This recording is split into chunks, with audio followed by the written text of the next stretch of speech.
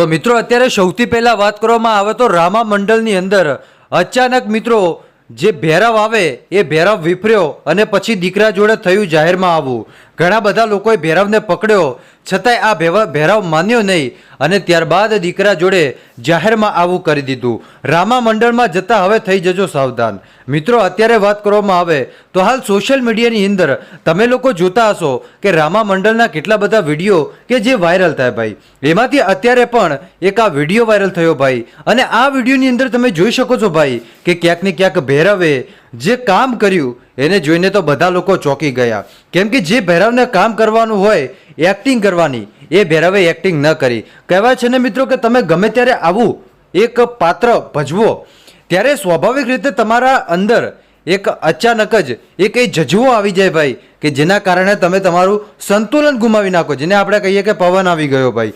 એવી જ રીતે આ ભૈરવને પવન આવી ગયો અને ત્યારબાદ સાહેબ આજે તમે છોકરો જોઈ રહ્યા છો એ છોકરાના પેટની અંદર અચાનક મોઢું નાખ્યું અને ત્યારબાદ મોઢું આમથી આમ જે ભૈરવ જે રીતે કરે મિત્રો એ રીતે આ ભાઈએ કરી નાખ્યું અને ત્યારબાદ એ જે છોકરો હતો એ છોકરાના ક્યાંક ને ક્યાંક જે પેટ હતું એનામાંથી થોડુંક બ્લડ એટલે કે લોહી પણ આવતું હતું. તો એ વિડીયો તો મિત્રો આપણે ન બતાવી શકીએ કેમ કે યુટ્યુબની પોલિસી નથી ભાઈ એવા વિડીયો બતાવવાની. તો એ વિડીયો તો હું તમને ન બતાવી શકું, પરંતુ ક્યાંક ને ક્યાંક તમે આટલા સુધી જુઓ કે જે ભૈરવ કરે છે ભાઈ એને જોઈને તો બધા લોકો ડરી ગયા. તો ખરેખર મિત્રો રામા મંડળની અંદર જવું જોઈએ કે કેમ એ તમે કમેન્ટ કરજો ભાઈ. હવે મને એવું લાગે મિત્રો કે ત્યાં હોઈ શકે કોઈ ટમાટરનો રસ હોય ભાઈ એવું પણ હોઈ શકે ભાઈ.